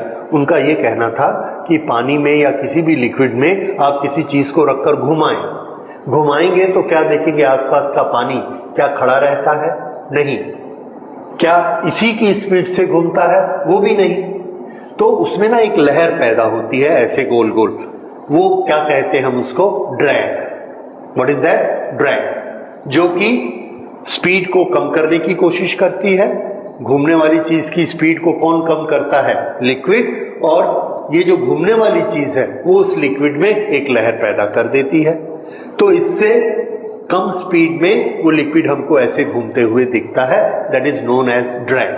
तो अगर ईथर नाम का लिक्विड पूरे यूनिवर्स में भरा है और अर्थ घूम रही है तो उसके आसपास उसकी लहर दिखनी चाहिए ईथर की। ईथर का ड्रैग दिखना चाहिए। और माइकलसन मॉर्ले ने प्रूव किया कि ईथर का ऐसा ड्रैग उसमें नहीं है। ऐसा कोई ड्रैग नहीं है। ईथर नाम की कोई चीज होती ही नहीं है। अब अगर होती ही नहीं है तो वेव थ्योरी फिर से नंबर 1 पे आ गई कि वेव किसकी? Which could not be explained by wave theory. जब तक कौन उसकी हेल्प के लिए नहीं आया? मैक्सवेल। ओके, उसके बाद energy of wave does not depend upon the amplitude. Wave theory क्या बताती है कि वेव की एनर्जी, ये इसका एम्पलीट्यूड ए है तो intensity that is energy is proportionate to square of the amplitude, इस पर डिपेंड करती है एनर्जी। लेकिन फोटो इलेक्ट्रिक इफेक्ट में हम देखेंगे एक्सपेरिमेंट में कि लैब में हमने प्रूफ कर दिया कि एम्पलीट्यूड इंक्रीज करते हैं एनर्जी नहीं बढ़ती। That was the failure of wave theory. उसी तरह से वेव थ्योरी ने क्या बोला कि कलर किस पर डिपेंड करता है? वेवलेंथ पे डिपेंड करता है। ओके, बाहर हमने एक चीज ऑरेंज कलर की देखी, ऑरेंज कलर से छोटी वेवलेंथ ब्लू की होती है। अब हम पानी के अंदर चले गए, बाहर ऑरेंज बल्ब जल रहा है, उसकी लाइट पानी के अंदर आई, उसकी वेवलेंथ छोटी हो गई। ये थ्योरी खुद ही हमको बताती है कि डेंसर मीडियम में जाके वेवलेंथ छोटी हो जाती है। अगर उसकी वेवलेंथ छोटी हो गई, इतनी छोटी हो गई जो वेवलेंथ ब्लू कलर की होती है, तो क्या वो बल्ब हमको ब्लू दिखेगा कि ऑरेंज ही दिखता रहेगा? तो वेव थ्योरी के अनुसार उसकी वेवलेंथ छोटी हो गई है और वो छोटी वेवलेंथ ब्लू की होती है, तो हमको क्या कलर दिखना चाहिए? ब्लू, लेकिन ऑरेंज ही दिखता है। इसका क्या मतलब हुआ कि कलर वेवलेंथ पर डिपेंड नहीं करता। ठीक है, और हम लोग अभी भी क्या पढ़ते हैं कि कलर वेवलेंथ पर डिपेंड करता है। Anyway, we will come to that. तो ये एक फेलियर था। बाद में जब क्वांटम थ्योरी बनी तो आइंस्टाइन ने बताया कि कलर जो है वो फ्रीक्वेंसी पे डिपेंड करता है, वेवलेंथ पे नहीं। किस पे डिपेंड करता है? फ्रीक्वेंसी पे। और जब मीडियम बदलते हैं, लाइट हवा से पानी में जाए, पानी से ग्लास में जाए, तो क्या बदलता है? स्पीड बदलती है। क्या बदलता है? वेवलेंथ बदलती है। क्या नहीं बदलता? फ्रीक्वेंसी नहीं बदलती, नंबर ऑफ वाइब्रेशंस पर सेकेंड नहीं बदलते, इसलिए कलर नहीं बदलता। तो कलर किसका फंक्शन है? फ्रीक्वेंसी का फंक्शन है, वेवलेंथ का नहीं। और वेव थ्योरी क्या बता रही थी? It is a function of wavelength. समझ आया? So these where the failure points of wave theory. ठीक, अब इसके बाद हम आते हैं वेव थ्योरी की डिटेल्स पढ़ेंगे। ये तो हमारा इंट्रोडक्शन था लाइट का नेचर, किस तरह से लाइट के नेचर में एक थ्योरी शुरू हुई, कॉर्पुस्कुलर थ्योरी। फिर उसमें कुछ फेलियर थे, इंटरफेरेंस, उसको किसने प्रूव किया? वेव थ्योरी ने। वहां पर वेव थ्योरी सक्सेसफुल हुई, लेकिन फोटो इलेक्ट्रिक इफेक्ट में वेव थ्योरी फेल हो गई। ओके, फोटो इलेक्ट्रिक इफेक्ट में वेव थ्योरी फेल हो गई तो एक नई थ्योरी आई, that is known as quantum theory. Photo electric effect से तो वो जो क्वांटम थ्योरी हमने बनाई, उसमें फिर ये आया कि लाइट क्वांटम्स के फॉर्म में जाती है। एक नई चीज आविष्कार की गई, क्वांटम, जिसके पास मास नहीं होता, उसके पास एनर्जी ही एनर्जी होती है। और वो क्वांटम एक पैकेट होता है एनर्जी का, उसके अंदर वेव्स भरी रहती हैं। पैकेट तो है, पर किसका पैकेट है? वेव का पैकेट है। और वो जाएगा कैसे? जैसे गोली जाती है, दोनों को मिक्सअप कर दिया। जाएगा कैसे? गोली जैसे स्ट्रेट, जहां जाकर वो स्ट्राइक करेगा वो पैकेट फूट जाएगा और उसमें से क्या निकलेंगी? वेव्स। इस तरह से उन्होंने एक क्वांटम थ्योरी बनाई और उस क्वांटम थ्योरी के बेसिस पर ये जितनी वेव थ्योरी की प्रॉब्लम्स थी इसको एक्सप्लेन किया। वो एक नई थ्योरी आ गई। फिर और आगे हम बढ़ते हैं कि क्या क्वांटम थ्योरी हर चीज को एक्सप्लेन कर लेती थी? आंसर है नो। इंटरफेरेंस पैटर्न जो हम लैब में बनाकर देखते हैं लाइट का, उसको क्वांटम थ्योरी एक्सप्लेन नहीं कर पाई। कि अगर फोटोन, क्वांटम का नाम क्या था? फोटोन। अगर फोटोन की थ्योरी करेक्ट है, क्वांटम ऑफ एनर्जी लाइट चलते हैं, तो वो फोटोन इंटरफेरेंस किस तरह से दिखाएंगे, डिफ्रैक्शन किस तरह से दिखाएंगे, पोलराइजेशन किस तरह से दिखाएंगे? इसका जवाब नहीं मिला। फोटोन थ्योरी उसको एक्सप्लेन नहीं कर सकी। तो हमने ये देखा कि लाइट की जो डिफरेंट थ्योरीज हैं, कोई थ्योरी किसी फिनोमिना को प्रूव कर सकती है और कोई थ्योरी प्रूफ नहीं कर सकती।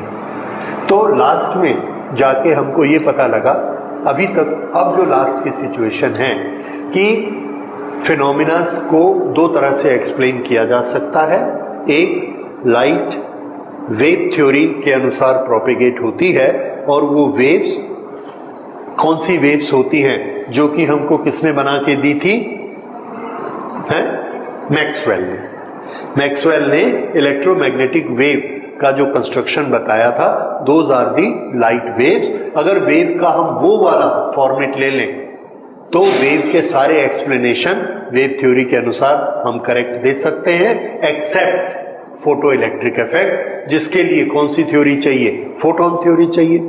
तो वेव थ्योरी भी करेक्ट है with Maxwell's effect, and photon वाली जो थ्योरी है क्वांटम थ्योरी, वो भी करेक्ट है, दोनों करेक्ट है। तो लाइट की दो थ्योरीज होती हैं, one is quantum theory and one is wave theory. अब ये दोनों थ्योरी कहां कहां एप्लीकेबल होती हैं वो हमने उनकी आपस में सुलह करा दी कि ठीक है, ये वाला इफेक्ट इस थ्योरी के कारण, ये वाला इफेक्ट इस थ्योरी के कारण, दोनों थ्योरी चलाने दो, दोनों ठीक है, ठीक है। तो इसलिए हम दोनों थ्योरी स्टडी करते हैं, और क्लास 12th में आपको दोनों थ्योरी स्टडी करनी है। तो अब अगली क्लास में हम लोग डिटेल में स्टडी करेंगे वेव फॉर्मेशन, वेव फ्रंट के नए वेव फ्रंट कैसे बनते हैं, कैसे वेव फ्रंट आगे बढ़ते हैं, ठीक है, और वेव फ्रंट की अलग अलग शेप्स क्या होती हैं, और कैसे हम इससे रिफ्लेक्शन और रिफ्रैक्शन प्रूफ करते हैं। ओके, हाइजन ने खाली ईथर के बारे में ही नहीं सोचा, उन्होंने बोला कि हाइपोथेटिकल मीडियम है, मतलब जिसका मेरे पास कोई प्रूफ नहीं, ये बता दिया उन्होंने, कोई प्रूफ नहीं है, लेकिन लाइट आती तो है, तो मैं सोच सकता हूं कि ऐसा मीडियम होगा, तभी लाइट आती है हमारे पास, एक चीज। दूसरा, उन्होंने बताया कि अगर वेव का क्रेस्ट और ट्रफ या कंप्रेशन और रेयरफैक्शन एक साथ जाएंगे तो वहां पर क्या हो जाएगा, डार्क, और दूसरी जगह क्या हो जाएगा, ब्राइट। तो लोगों ने कहा करके दिखाओ लैब में, नहीं दिखा पाएंगे, कोई प्रूफ नहीं था उसका कि ऐसा होता है। सुपरपोजिशन में लाइट 0 हो जाए या सुपरपोजिशन में लाइट की इंटेंसिटी 4 गुना हो जाए, ये उन्होंने थ्योरी में तो बताया पर लैब में नहीं बता सके। उनकी डेथ होते तक वो लैब में नहीं बता सके कि वेव थ्योरी सच है कि नहीं है, खाली पेपर ही पेपर पे थी वेव थ्योरी। लेकिन उन्होंने बोला कि अगर वेव ऐसी चलती हैं, एक दूसरे को कैंसिल करती हैं, तो दो वेव मिलके डार्कनेस पैदा कर सकती है। लाइट की दो वेव मिलके डार्कनेस पैदा करें, इसको कोई बिलीव नहीं करता था।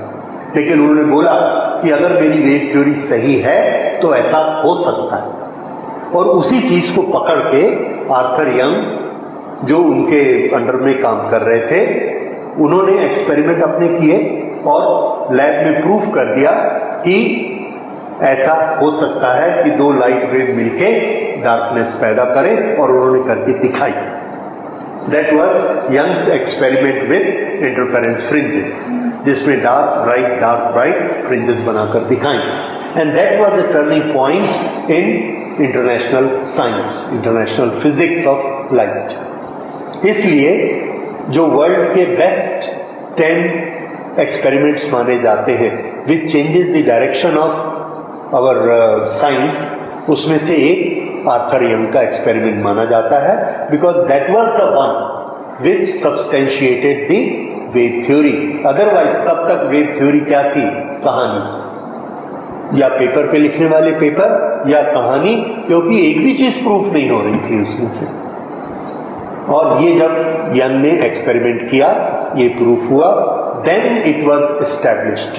पर यह फैसला आने के पहले न तो हाइजन इस दुनिया में रहे और न ही न्यूटन रहे, जिनका ओरिजिनल झगड़ा था कि लाइट स्ट्रेट लाइन में चलती है या वेव के फॉर्म में चलती है, ठीक है। So that makes a very interesting story. Anyway, study tomorrow again. Light is a form of energy which we receive from the sun and from many other sources. Light का behaviour हम study करते हैं, light कैसे एक location से दूसरी location तक आती है और कैसे चीज़ों को लाइट अप करती है। किसी मीडियम में एंटर करती है, किसी मीडियम में नहीं एंटर करती है। एक लोकेशन से दूसरी लोकेशन आती है तो उसकी स्पीड होती है। और लाइट बहुत सारे फीचर हमको दिखाती है, जैसे उसके सामने एक मिरर रख दो तो उसमें से रिफ्लेक्ट होकर हमको इमेज दिखाती है। अगर उसके सामने एक लेंस रख दो, उसके अंदर से आके मुड़ जाती है। उसके सामने एक प्रिज्म रख दो तो वो डिफरेंट कलर्स में डिस्पर्स हो जाती है। So from the very beginning our scientist used to study कि ये लाइट का कैरेक्टर, लाइट का नेचर कैसे होता है, उसके नियम कैसे होते हैं, और उसके लिए ये समझना जरूरी है कि लाइट ट्रैवल कैसे करती है। अब एनर्जी जो ट्रैवल करती है उसके लिए हमारे पास मैकेनिक्स में बड़े सिंपल प्रिंसिपल थे कि कोई भी ऑब्जेक्ट जिसके पास स्पीड होती है उसके पास एनर्जी होती है। ये हमने मैकेनिक्स में पढ़ा, हाफ mv²। काइनेटिक एनर्जी होती है। तो लाइट सन से यहां तक चलकर आती है, उसके पास स्पीड है। स्पीड है इसलिए उसके पास एनर्जी है। तो इस पर सबसे पहले न्यूटन ने काम किया और न्यूटन ने इसकी एनालॉजी मैकेनिक्स से की कि जिस तरह से चलने वाली चीज के पास एनर्जी होती है वैसे ही लाइट के पास भी एनर्जी होती है। बाकी चीजों को एक्सप्लेन करने के लिए न्यूटन ने ये बताया कि लाइट बेसिकली बहुत ही छोटे छोटे छोटे पार्टिकल होते हैं। इतने छोटे पार्टिकल होते हैं कि हम उसका मास भी नहीं ले सकते, पर वो ट्रैवल करते हैं बड़ी स्पीड से। ये जो छोटे छोटे पार्टिकल लाइट के बनाए उसको उन्होंने पार्टिकल नहीं बोला, क्योंकि पार्टिकल बोलने से पार्टिकल के पास मास होता है, मोमेंटम होता है। तो उसका नाम उन्होंने रख दिया कॉर्प्यूसल्स। और उस कॉर्प्यूसल्स के कुछ प्रॉपर्टी उन्होंने सोची, बनाई कि वो लाइट के कॉर्प्यूसल होते हैं जो एनर्जी से भरे हुए होते हैं। वो कॉर्प्यूसल जहां जाकर स्ट्राइक करेंगे वो जगह चमक जाती है, वहां पर लाइट आ जाती। वो कॉर्प्यूसल चलकर आते हैं और आकर हमारी आंख के अंदर रेटिना को हिट करते हैं, तो हमारी रेटिना में वो सामने वाली चीज दिखती है जहां से वो कॉर्प्यूसल्स जनरेट हुए, जो उसका सोर्स है। इस तरह से उन्होंने ये एक चीज बनाई और इसका नाम रखा कॉर्पुस्कुलर थ्योरी।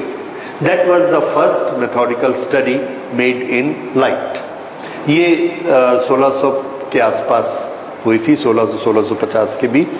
तो इसका नाम था कॉर्पुस्कुलर थ्योरी बाय न्यूटन। तो इसके कुछ main point just for reference we will note. So these were the main points of Newton's corpuscular theory.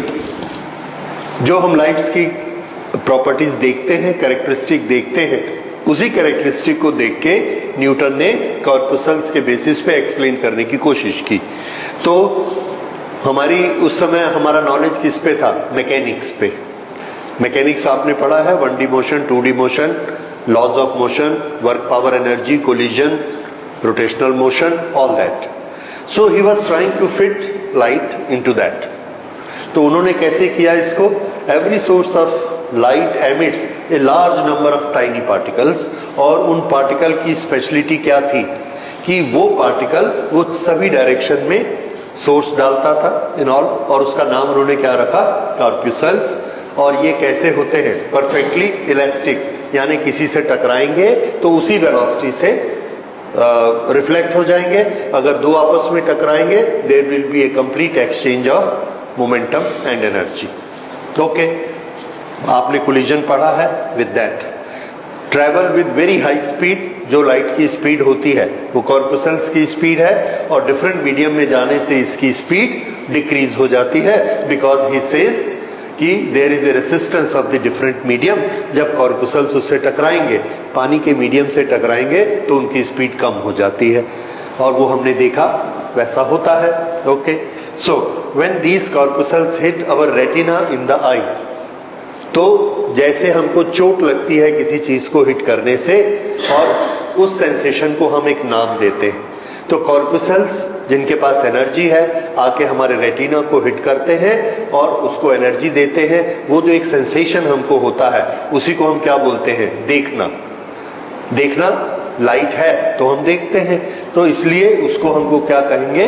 उस सेंसेशन का नाम उन्होंने रखा लाइट। अब अलग अलग कलर क्यों होते हैं, तो उसके लिए उन्होंने क्या एक्सप्लेनेशन दिया कि कॉर्पुसल्स का साइज छोटा बड़ा होता है और उसी के अनुसार उसके कलर्स अलग अलग होते हैं। और इससे उन्होंने बाद में एक्सप्लेन करने की कोशिश की डिस्पर्शन वगैरह को कि अलग अलग साइज होते हैं, इसीलिए वो मुड़ते अलग अलग एंगल पर हैं और उसके कारण ये सारे फिनोमिना होते हैं। तो ये कॉर्पुसल्स थ्योरी से उन्होंने बहुत सारी चीजें हमको एक्सप्लेन की। कौन कौन से फिनोमिना उन्होंने एक्सप्लेन किए जो लाइट के हमको नेचर में दिखते हैं। तो हमको लाइट में का एक कैरेक्टरिस्टिक दिखता है रिफ्लेक्शन ऑफ लाइट, तो उन्होंने इसे एक्सप्लेन किया। किससे? कोलिजन से। हमने भी कोलिजन से पढ़ा हुआ है। एक स्ट्राइकर को हिट करेंगे, कैरम बोर्ड से ऐसा टकराएगा बॉर्डर से, अगर इट परफेक्टली इलास्टिक है तो उसी स्पीड से बराबर एंगल बना के वो निकलेगा। So that is angle of incidence is equal to angle of reflection. और यही चीज लाइट भी करती है। तो इससे उन्होंने किसको एक्सप्लेन कर लिया? रिफ्लेक्शन को। और इसी तरह से उन्होंने रिफ्रैक्शन को भी एक्सप्लेन किया कि जब वो डिफरेंट मीडियम में जाएगा तो टकराकर उसकी डायरेक्शन भी बदल जाएगी। अगर वो ऐसे टेढ़ा जाएगा किसी मीडियम में, ऐसा टेढ़ा घुसेगा तो उसको इधर से ज्यादा फोर्स लगेगा तो वो थोड़ा सा मुड़ता चला जाएगा। ओके, तो रिफ्रैक्शन, रिफ्लेक्शन, ये उन्होंने उसके बेसिस पर बड़े अच्छे से हमको एक्सप्लेन कर दिए। ओके, लेकिन बहुत सारी ऐसी चीजें थी जो हमको वो एक्सप्लेन नहीं कर पाए। इसमें ये दोनों किया और inverse square law.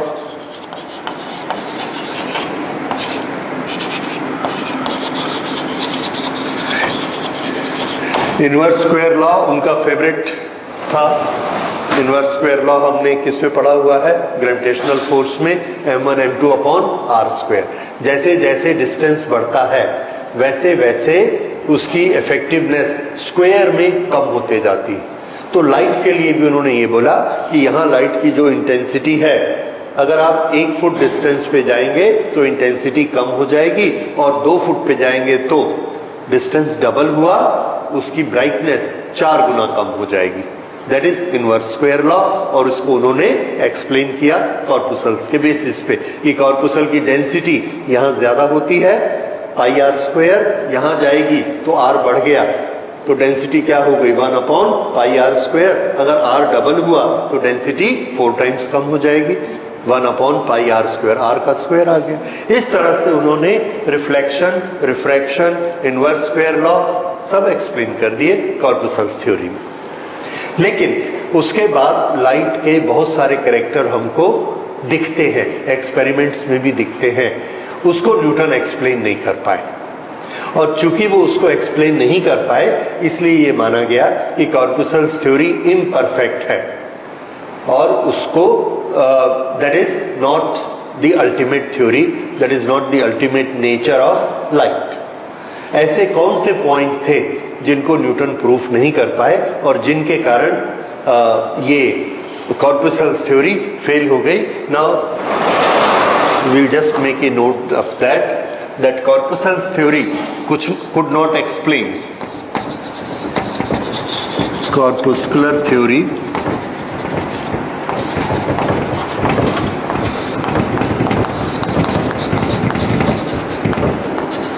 could not explain certain phenomena of light। और वो फिनोमिना थे, तो कॉर्पुस्कुलर थ्योरी में रिफ्लेक्शन और रिफ्रैक्शन दोनों एक साथ होते हैं लिक्विड की सरफेस पे। इसका कोई एक्सप्लेनेशन नहीं था। पानी की सरफेस पे जब लाइट आती है तो अंदर भी जाती है और रिफ्लेक्ट भी होती है। अगर कॉर्पुसल्स का नेचर अंदर जाने का है then all should go inside, अगर रिफ्लेक्ट होना है देन ऑल शुड रिफ्लेक्ट। ये कैसे हो सकता है कि कुछ अंदर जाते हैं और कुछ रिफ्लेक्ट हो जाते हैं? So there was no answer to that. Okay, दूसरी चीज इंटरफेरेंस, डिफ्रैक्शन, ये हमने देखा। इंटरफेरेंस क्या चीज थी? यहां से एक सोर्स से हमने लाइट भेजी, यहां ब्राइटनेस आ गई, यहां अब दूसरे सोर्स से हमने लाइट भेजी, इससे भी यहां ब्राइटनेस आ गई। दोनों अलग अलग चलते हैं तो दोनों के कारण यहां ब्राइटनेस आती है। अब हम इन दोनों को इकट्ठा एक साथ ऑन कर देते हैं तो हम क्या देखते हैं कि ये वाला पॉइंट डार्क हो गया, ये वाले पॉइंट में लाइट डबल हो गई, एक पॉइंट में लाइट डबल हो गई और एक पॉइंट डार्क हो गया। ये करके दिखाया। अगर ये करके दिखाया तो कॉर्पुस्कुलर थ्योरी में हमने इसका आंसर पूछा कि ये कैसे हो गया। नहीं हो गया तो बोला नहीं जा सकता क्योंकि लैब में दिखाया कि ऐसा हो रहा है। और कॉर्पुस्कुलर थ्योरी के पास इसका कोई जवाब नहीं था कि अगर एक सोर्स से भी लाइट जा रही है दूसरी से भी जा रही है तो दोनों को इकट्ठा चालू करने से यहाँ की लाइट खत्म कैसे हो गई, डार्क कैसे हो गया। क्या एक लाइट दूसरी लाइट को कैंसिल कर सकती है? और हमको दिख रहा है कैंसिल कर सकती है। कॉर्पुस्कुलर थ्योरी में ऐसा नहीं था।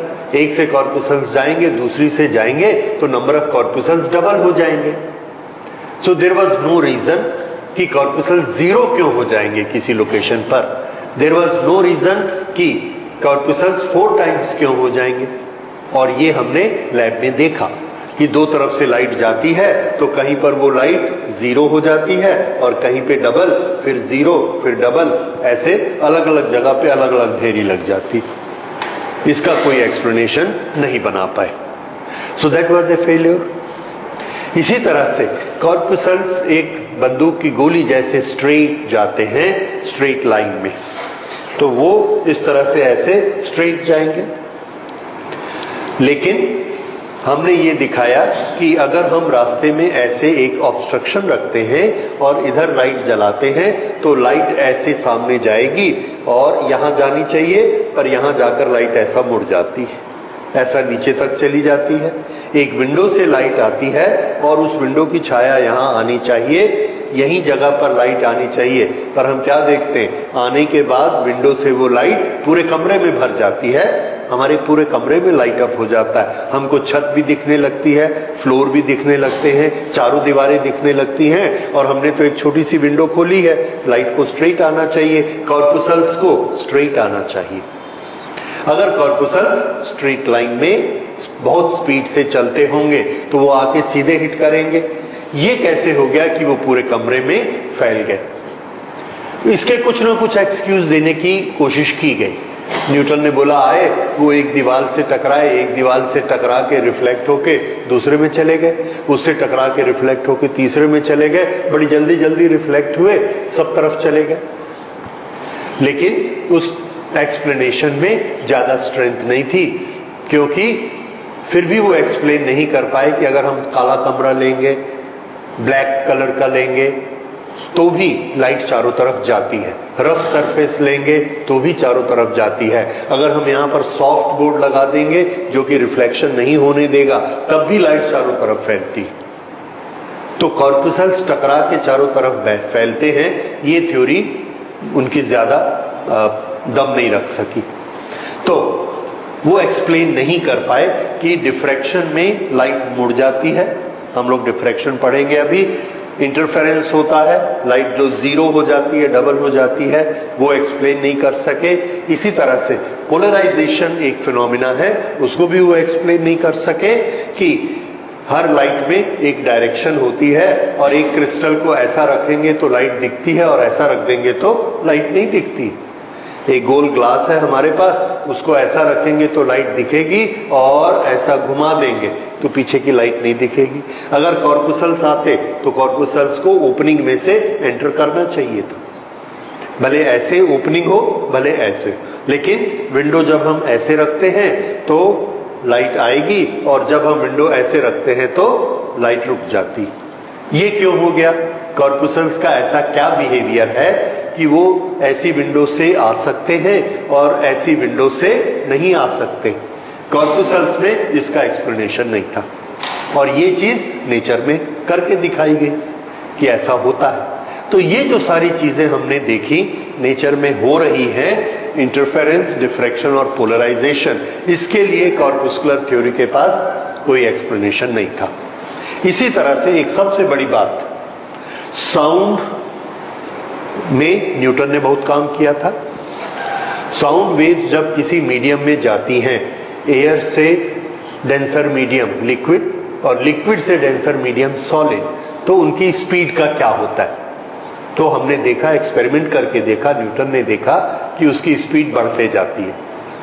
साउंड की स्पीड जितनी डेंसिटी ज्यादा हो मटेरियल की, उतनी उसकी स्पीड बढ़ती है। ओके, क्योंकि इलास्टिसिटी भी बढ़ती है। तो न्यूटन ने ये डिक्लेयर किया कि इस बेसिस पर जो कॉर्पुसल्स जाएंगे, कॉर्पुसल्स अगर डिफरेंट मीडियम में जाएंगे, जैसे एयर टू ग्लास, तो उसके अंदर उनकी स्पीड इंक्रीज हो जाएगी। वाटर में जाएंगे तो उनकी स्पीड इंक्रीज हो जाएगी, मतलब लाइट की स्पीड इंक्रीज होनी चाहिए। एक्सपेरिमेंट करके देखा तो लाइट की स्पीड डिक्रीज हो गई। देखा एक्चुअल क्या होता है, डिक्रीज, जबकि कॉर्पुस्कुलर थ्योरी के अनुसार क्या होनी चाहिए थी, increase. This was a big failure of corpuscular theory, और इसका कोई एक्सप्लेनेशन नहीं था। तो समझ में आया कि कॉर्पुसल्स वाला एक्सप्लेनेशन ठीक नहीं है, लाइट का नेचर ऐसा नहीं होता। इसी तरह से अगर कॉर्पुसल्स पार्टिकल्स हैं, लाइट के पार्टिकल्स हैं, जितने भी कम वेट वाले पार्टिकल हों, इलेक्ट्रॉन से भी छोटे पार्टिकल हैं, पर अगर हमने एक लाइट 24 घंटे जला कर रखी है, इतने सेकंड्स तक जला के रखी है, और उसमें लगातार कॉर्पुसल्स निकलते जा रहे हैं और साल भर हो गया, तब भी उसका मास कुछ तो कम होना चाहिए, 1 ग्राम भी कम होना चाहिए, लेकिन नहीं होता। जो उसका सोर्स है, बल्ब है, लाइट है, जो भी है, उसके सोर्स के मास में कोई कमी नहीं आती, यानी उसमें से कोई चीज निकली नहीं है। तो ये कहना that corpuscles are very small particles which are emitted by the source of light, यही गलत हो गया, क्योंकि उसमें से कुछ निकला ही नहीं, उसके वेट में, उसके मास में कोई डिफरेंस नहीं आया। तो ये सारी चीजें, ये सारे आर्गुमेंट्स ने कॉर्पुस्कुलर थ्योरी को फेल कर दिया। ओके, तो ये कॉर्पुस्कुलर थ्योरी के फेलियर के रीजन, ये थोड़ा सा ब्रीफ में आपको याद होने चाहिए। उसके बाद उन्हीं के जमाने में थोड़ा सा लेट टाइम में हाइजन एक दूसरे साइंटिस्ट आए, और हाइजन ने अपनी थ्योरी बताई, और उन्होंने अपनी थ्योरी का नाम रखा वेव थ्योरी। तो हाइजन ने वेव थ्योरी बनाकर एक्सप्लेन किया कि जो हमको नेचर में इंटरफेरेंस दिखता है, वो सुपरपोजिशन के कारण, वेव के सुपरपोजिशन के कारण हो सकता है। एक वेव का क्रेस्ट कहीं पहुंचता है ऊपर उठाने के लिए, दूसरी वेव का ट्रफ वहां पहुंचता है नीचे ले जाने के लिए, तो वो पार्टिकल ना ऊपर जाएगा ना नीचे जाएगा, वहीं के वहीं खड़ा रहेगा। ये है डिस्ट्रक्टिव सुपरपोजिशन, और डिस्ट्रक्टिव सुपरपोजिशन वही चीज दिखा सकती है जो वेव के फॉर्म में ट्रेवल कर रही हो, जैसे साउंड वेव्स, उसमें भी ये हो सकता है। 2 सोर्स से जब साउंड आता है, तो हॉल में कोई जगह, कोई कुर्सी ऐसी होती है जहां आवाज साफ नहीं आती। क्यों? इधर का क्रेस्ट पहुंचता है और दूसरी तरफ का ट्रफ पहुंचता है, तो क्रेस्ट उस पार्टिकल को ऊपर उठाता है, ट्रफ उस पार्टिकल को नीचे ले जाता है, अल्टीमेट वो पार्टिकल वही है। तो हम देखते हैं कि इस कुर्सी पे बैठते हैं तो आवाज नहीं आती। तो साउंड कैसे ट्रेवल करता है? वेव के फॉर्म में। वही उन्होंने कहा कि लाइट भी कैसे ट्रेवल करती है? वेव के फॉर्म में। लाइट कैसे ट्रेवल करती है? जिस तरह से समुद्र में लहरें उठती हैं। That was Huygens wave theory. तो वेव थ्योरी में उन्होंने क्या बताया कि जो एनर्जी स्प्रेड होती है सोर्स से, वो एनर्जी तीर के फॉर्म में, गोलियों के फॉर्म में स्प्रेड नहीं होती है, वो एनर्जी लहरों के फॉर्म में स्प्रेड होती है। That is wave theory of light.